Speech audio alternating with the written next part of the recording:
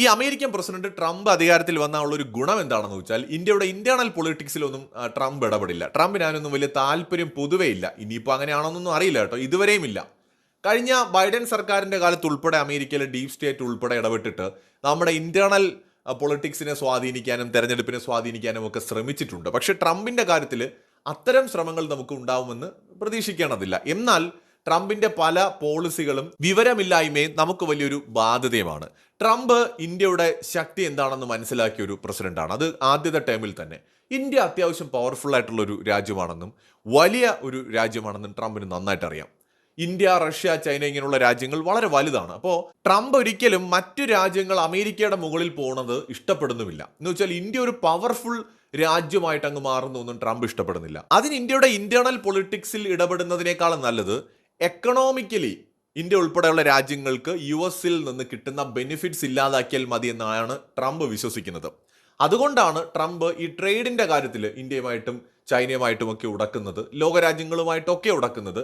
American വിപണിയിൽ വിറ്റാണ് ഇന്ത്യയും ചൈനയും ഒക്കെ സമ്പാദിക്കുന്നത് അല്ലെങ്കിൽ ശക്തമാവുന്നത് എന്നൊരു ധാരണ ട്രംപിനുണ്ട്. മറ്റൊന്ന്, ട്രംപ് ആഗ്രഹിക്കുന്നത് അമേരിക്കൻ കമ്പനികൾ അമേരിക്കയിൽ ഉണ്ടാക്കിയാൽ മതി പ്രോഡക്റ്റുകൾ, വിദേശത്ത് പോയി വിദേശത്ത് ഈ പ്രൊഡക്ഷൻ നടത്തുന്ന സമയത്ത് അതിൻ്റെ ബെനിഫിറ്റ് ആ രാജ്യങ്ങൾക്ക് കിട്ടും. അത് ഒരു ബിസിനസ്സുകാരൻ കൂടിയായ ട്രംപിന് അറിയാം. അതുകൊണ്ടാണ് ട്രംപ് ആപ്പിൾ കമ്പനി ഉൾപ്പെടെ ഇന്ത്യയിൽ പ്രൊഡക്ഷൻ നടത്താനുള്ള അവരുടെ നീക്കത്തെ ട്രംപ് എതിർക്കുന്നത്. പക്ഷെ നമ്മൾ US-നെ മനസ്സിലാക്കേണ്ടത് കുറച്ചും കൂടെ സീരിയസ് ആയിട്ടാണ്. എന്ന് വെച്ചാൽ അമേരിക്ക എന്ന് പറയുന്നത് പ്രസിഡന്റ് മാത്രമല്ല. ഈ അമേരിക്കയിലെ ഈ പവർ എന്ന് പറയുന്ന ഒരു സാധനം ഇത് വർക്ക് ചെയ്യുന്നത് വേറെ പല രീതിയിലുമാണ്. ഇപ്പൊ അമേരിക്കയിൽ പ്രസിഡന്റുമാർ മാറിയാലും നമ്മൾ മനസ്സിലാക്കേണ്ടത് അവരുടെ സ്ട്രെങ്ത് എന്ന് പറയുന്നത്, നമ്മൾ ഈ ഡീപ് സ്റ്റേറ്റ് എന്ന് വിളിക്കുന്ന അല്ലെങ്കിൽ ബ്യൂറോക്രസി എന്ന് വിളിക്കുന്ന ഈ ഒരു സാധനം ഉണ്ടല്ലോ, ഇതത്ര എളുപ്പം നമുക്ക് തള്ളിക്കളയാൻ പറ്റുന്നതല്ല. ഇപ്പൊ അമേരിക്കയുടെ സ്റ്റേറ്റ് ഡിപ്പാർട്ട്മെന്റ്, പ്രത്യേകിച്ച് അവരുടെ ഫോറിൻ പോളിസി, അത് വലിയ മാറ്റം അതിൽ വരില്ല. ചെറിയ ചെറിയ മാറ്റങ്ങൾ ഭരണാധികാരി മാറുമ്പോൾ സംഭവിക്കാം. പെന്റഗൺ എന്ന് പറയുന്ന അവരുടെ ഡിഫൻസ്, ഈ ഒരു വിഭാഗം, അവരുടെയും ഇന്റർനാഷണൽ പോളിസീസ് പ്രസിഡന്റ് മാറിയെന്നും പറഞ്ഞ് പെട്ടെന്ന് ഷർട്ട് മാറുന്ന വേഗത്തിൽ മാറുന്ന ഒന്നല്ല. CIA, NSA, FBI അവരുടെ ഇന്റലിജൻസ് വിഭാഗങ്ങളാണ്. ഇതും പ്രസിഡന്റ് മാറിയെന്നും പറഞ്ഞിട്ട് ഇവരുടെ പോളിസിയിൽ വലിയ മാറ്റം ഉണ്ടാവില്ല. കാരണം ഈ ഏജൻസികളെല്ലാം തന്നെ ഒരു മിഷൻ ഏറ്റെടുക്കുന്നത് 1-2 വർഷത്തേക്കല്ല, ചിലത് 5, 10, 20, 50 വർഷം നീണ്ടു നിൽക്കുന്ന പദ്ധതികൾ ഈ ഏജൻസികൾക്കുണ്ട്. ഒരു പ്രസിഡന്റ് മാറി എന്ന് പറഞ്ഞ് അതിന്റെ റൂട്ട് ലെവലിൽ കാര്യമായ മാറ്റമൊന്നും ഉണ്ടാവില്ല. ഫെഡറൽ റിസർവ് അതുപോലെ തന്നെ ഇപ്പോൾ പ്രസിഡന്റ് മാറി എന്ന് പറഞ്ഞിട്ട് കാര്യമായിട്ടുള്ള മാറ്റമൊന്നും അവർക്കും ഉണ്ടാവില്ല. ഏറ്റവും പ്രധാനമായിട്ട് നമ്മൾ ശ്രദ്ധിക്കാതെ പോകുന്ന ഒരു വിഭാഗമുണ്ട്. ഈ അമേരിക്ക എന്ന് പറയുന്ന രാജ്യത്തിന്റെ മിലിറ്ററി സ്ട്രെങ്ത് എന്ന് പറയുന്നത് പവർഫുൾ ആയിട്ടുള്ള മിലിറ്ററി എക്യുപ്മെന്റ്സ് ഡെവലപ്പ് ചെയ്യുന്ന ഗ്രൂപ്പുകളോ കമ്പനികളോ ആണ്. പ്രസിഡന്റ് മാറി എന്ന് പറഞ്ഞിട്ട് ഇവർക്കും ഭയങ്കരമായ ഒരു ഷിഫ്റ്റ് ഉണ്ടാവില്ല. കാരണം ഇവര് അമേരിക്കയുടെ നട്ടെല്ലിന്റെ ഭാഗമാണ്. ഉദാഹരണത്തിന് ഈ ആംസ് ഒക്കെ മാനുഫാക്ചർ ചെയ്യുന്ന ലോക്ഹീഡ് മാർട്ടിൻ പോലെയുള്ള കമ്പനികൾ, അതുപോലെ തന്നെ പെന്റഗൺ ഒഫീഷ്യൽസ്, പൊളിറ്റീഷ്യൻസ്, ഈ ഡിഫൻസ് ലോബികൾ ഫണ്ട് ചെയ്യുന്ന പൊളിറ്റീഷ്യൻസ്, ഇവരൊക്കെ തന്നെ അമേരിക്കയുടെ എല്ലാ പോളിസികളിലും കാര്യമായ ഇൻഫ്ലുവൻസ് ചെലുത്തുന്നവരാണ്. വലിയ കോർപ്പറേഷൻസ് ഉണ്ട്, വാൾ സ്ട്രീറ്റ് പോലെയുള്ള സ്ഥാപനങ്ങളുണ്ട്, ബില്യനേഴ്സ് ഉണ്ട്, വലിയ CEOമാര്, അതുപോലെ ഗൂഗിൾ, ആപ്പിൾ, ഫൈസർ എന്നിങ്ങനെയുള്ള കമ്പനികൾ, ഇലോൺ മസ്കിനെ പോലെയുള്ളവർ, ഇവരെല്ലാം തന്നെ അമേരിക്കയുടെ ഭരണത്തിലും നിലപാടുകളിലും ഭയങ്കരമായ സ്വാധീനം ചെലുത്തുന്നവരാണ്. അമേരിക്കൻ മീഡിയ അത് മറ്റൊരു അണ്ടർവേൾഡ് പോലെ തന്നെ ഒരു ലോകമാണ്, അധോലോകമാണ് അമേരിക്കൻ മീഡിയ എന്ന് പറയുന്നത്. അമ്മാതിരി ഉള്ള പ്രവർത്തനങ്ങളാണ് അവിടെ നമുക്ക് കാണാൻ കഴിയുന്നത്. അപ്പൊ ഇതെല്ലാം പ്രസിഡന്റിന് പുറമെ അമേരിക്കയുടെ ഒരു സ്ട്രെങ്ത് എന്ന് പറയുന്നത് അല്ലെങ്കിൽ പവർ എന്ന് പറയുന്നത് ഇവരൊക്കെയാണ്. അതായത് പ്രസിഡന്റ് എന്ന ആ ഒരു പൊസിഷൻ അപ്പുറം അമേരിക്കയുടെ പ്രധാന കാര്യങ്ങൾ തീരുമാനിക്കുന്നതും ദീർഘകാലത്തേക്ക് പോളിസികൾ പ്ലാൻ ചെയ്യുന്നതും എല്ലാം അവിടെയുള്ള സ്ഥിര ഉദ്യോഗസ്ഥ വൃന്ദം അല്ലെങ്കിൽ പെർമനന്റ് ആയിട്ടുള്ള ബ്യൂറോക്രസിയാണ്. പിന്നെ എന്ന് പറയുന്നത് ഈ കോർപ്പറേറ്റുകളും ഒപ്പം ഫൈനാൻഷ്യൽ എലീറ്റുകളുമാണ്. അതായത് സാമ്പത്തികമായിട്ട് ഉന്നതരായിട്ടുള്ള ആൾക്കാർ അവരുടെ പോളിസികളിൽ വലിയൊരു പങ്ക് രഹസ്യമായി തന്നെ വഹിക്കുന്നുണ്ട്. മിലിറ്ററി ഇൻഡസ്ട്രിയൽ കോംപ്ലക്സ് വലിയൊരു പങ്ക് വഹിക്കുന്നുണ്ട്. ഇലക്റ്റഡ് ലോ മേക്കേഴ്സ് ഒരു പങ്ക് വഹിക്കുന്നുണ്ട്. അപ്പോൾ US എന്ന് നമ്മൾ പറയുമ്പോൾ പ്രസിഡന്റ് മാത്രമല്ല എന്നുള്ളതാണ് നമ്മൾ ബേസിക് ആയിട്ട് അറിഞ്ഞിരിക്കേണ്ട ഒരു കാര്യം. പ്രസിഡന്റ് ഒരു കാര്യം തീരുമാനിച്ചു എന്നും പറഞ്ഞ് ആ കാര്യം റൂട്ട് ലെവലിൽ നമ്മൾ വിചാരിക്കുന്നത് പോലെ അമേരിക്കയിൽ നടപ്പിലാവില്ല. അതുകൊണ്ടാണ് ഇപ്പോൾ ട്രംപ് വന്നാലും പെട്ടെന്ന് കാര്യങ്ങൾക്ക് നമ്മൾ ട്രംപ് വാചകം അടിക്കുന്നതിനപ്പുറം ഭയങ്കരമായിട്ടുള്ള ഒരു ചേഞ്ച് നമുക്ക് എവിടെയും കാണാൻ പറ്റാത്തത് US-ൽ. പ്രസിഡന്റുമാർ മാത്രമേ മാറൂ. ഞാൻ പറഞ്ഞു, ഉന്നത ഉദ്യോഗസ്ഥർ മാറില്ല, അവര് ദീർഘകാലം സർവീസ് ചെയ്യുന്നവരായിരിക്കും. ഈ പറയുന്ന ഉന്നത ഉദ്യോഗസ്ഥ വൃന്ദവും കോർപ്പറേറ്റുകളും അതോടൊപ്പം തന്നെ ഈ സാമ്പത്തികമായിട്ട് ഉന്നതിയിൽ നിൽക്കുന്ന ആളുകളും അവരുടെ വ്യാവസായിക സൈനിക സമുച്ചയങ്ങളും ഒക്കെ അതിൻ്റെ ഒക്കെ പിന്നിൽ പ്രവർത്തിക്കുന്നവര് ഏറ്റവും വലിയൊരു ഭീഷണിയായിട്ട് കാണുന്ന രാജ്യങ്ങളിലൊന്ന് നമ്മുടെ ഇന്ത്യയാണ്. അതിന് കൃത്യമായൊരു കാരണം എന്താണെന്നുള്ളത് കണ്ടുപിടിക്കാൻ വളരെ ബുദ്ധിമുട്ടാണ്. പക്ഷെ അവരുടെ എല്ലാം തന്നെ ഇപ്പോൾ അന്താരാഷ്ട്ര തലത്തിലുള്ള ഓരോ വിഷയങ്ങളും വിലയിരുത്തുമ്പോൾ ഇന്ത്യ അവരാരും ഒരു സുഹൃത്തായിട്ട് അങ്ങനെ കാണുന്നില്ല. ഇപ്പൊ ചില വ്യക്തികൾ അല്ലെങ്കിൽ ചില പൊസിഷനിൽ ഇരിക്കുന്നവർ അത് പറയുന്നു എങ്കിൽ തന്നെ ഈ പറയുന്നതിലല്ലല്ലോ, ആക്ഷൻസ് നടക്കുന്നുണ്ടോ എന്നാണല്ലോ നമുക്ക് അറിയേണ്ടത്. പ്രവൃത്തിയിൽ അതുണ്ടോ? പ്രവൃത്തിയിൽ അതില്ല, പറച്ചിൽ മാത്രമേ ഉള്ളൂ.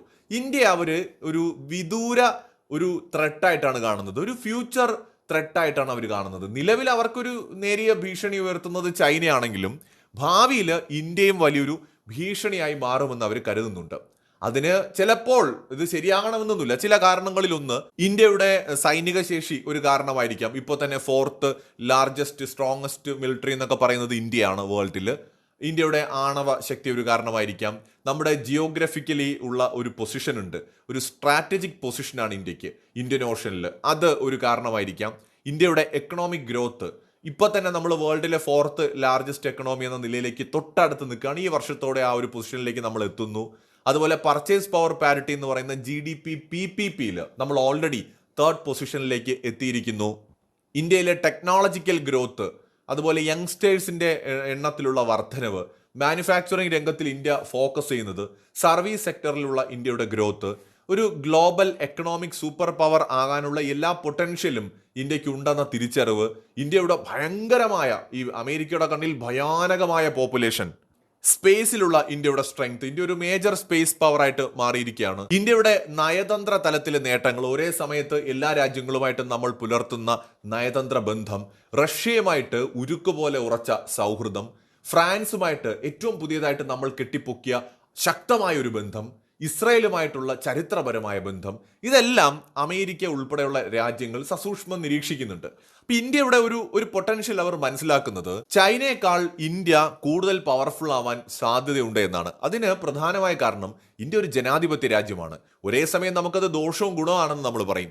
ലോങ് ടേമിലേക്ക് ഈ ജനാധിപത്യ രാജ്യമെന്ന് നമുക്ക് ഗുണമാണ്. കാരണം ഈ ചൈനയെ ബ്ലെയിം ചെയ്യുന്ന പോലെ അങ്ങനെ എളുപ്പത്തിൽ ഇന്ത്യയെ ജനാധിപത്യ ധ്വംസനത്തിന്റെ ഒന്നും പേരിൽ അമേരിക്കയ്ക്ക് ബ്ലെയിം ചെയ്യാൻ പറ്റില്ല. കാരണം ലോകം മുഴുവൻ ഇന്ത്യ കണ്ടുകൊണ്ടിരിക്കുകയാണ്.